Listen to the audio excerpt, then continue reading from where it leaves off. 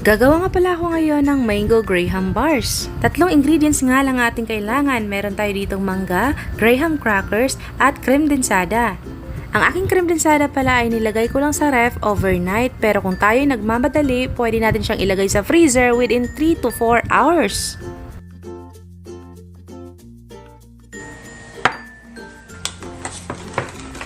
Magandang pang negosyo nga ito ngayon dahil summer ang hinahanap ng mga tao ay malamig. Isa nga ito sa pinagkakaabalahan ko ngayon. Pagkatapos ko nga siyang i-open, ang ginagawa ko dito ay binubuksan ko yung kanyang ilalim para mas mabilis siyang lumabas.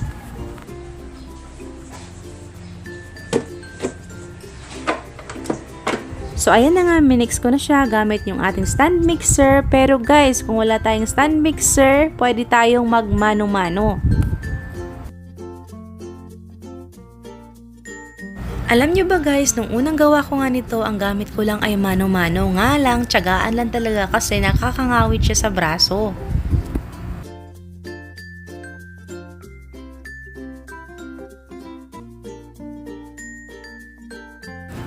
Ang dahilan nga pala kung bakit natin siya nilalagyan ng plastic labo para maiwasan nating dumikit yung biskwit sa ating Tupperware. Kung nakikita nyo nga guys, maraming basag ang ating biscuits, huwag kayong mag-alala, magagamit natin yan mamaya. Dahil minsan nga yung ating biskwit ay hindi pantay, ang ginagawa ko dyan ay hinakat ko siya or ginugupitan sa gilid para magkasya sa ating Tupperware.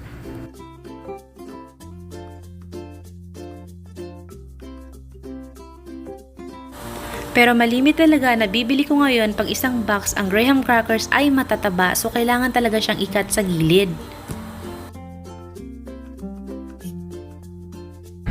Binalatan ko nga lang ito at slice natin ng maliliit na pa-square.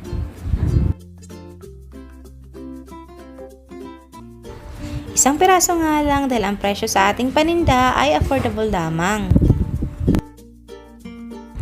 After 6 minutes, balikan na natin. So, ayun na nga, umalsa na siya.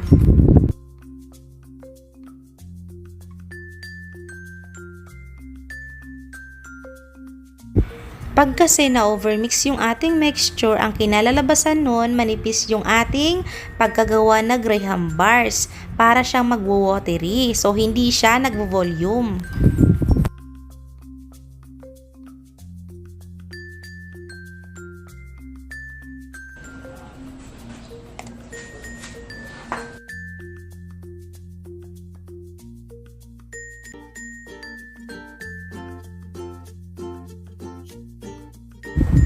Pagkatapos nga nating mahalong mabuti, ibuhos lang natin siya sa ating Tupperware.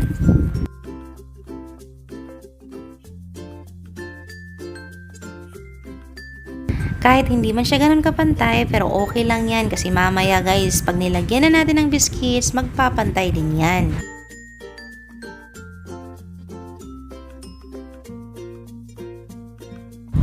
Sa ating graham crackers, nakagamit nga lang ako dito ng 1.5 pack. Ang isang pack, ang presyo nito ay 41.75 pesos.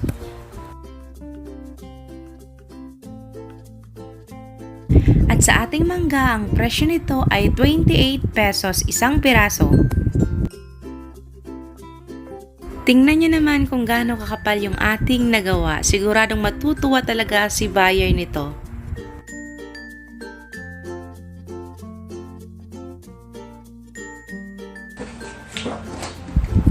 After 2 days, balikan na natin, i-slice na natin to tamang-tama at si reseller ay nag-PM na para umorder.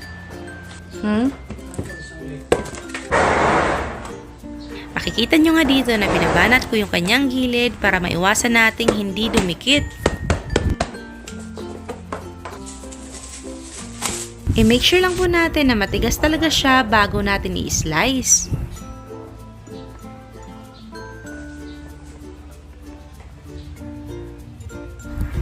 Dahil medium size yung ating gagawin, mag-slice lang tayo dito ng 2 tipak. At sa isang bars, mabibenta nga natin to ng 25 each bars. Times 2 na lang sa 18 peraso. Ganyan nga yung kanyang kinalalabasan.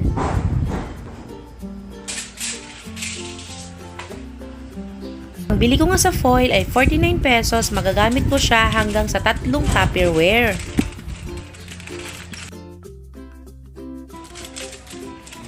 Ganyan nga yung kanyang kinalalabasan once na nabalot na natin.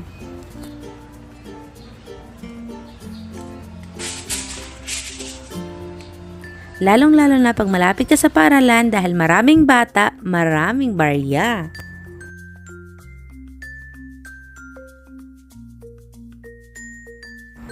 Ang kagandahan lang kasi pag meron kang tarpaulin, isabit mo lang sa pinto, makikita na nila na meron kang tinda.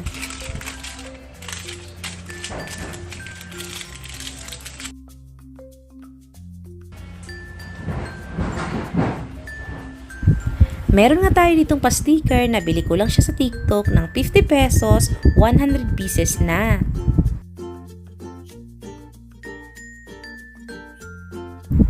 Pwede mo ang ibenta to ng 25 pesos to 30 pesos.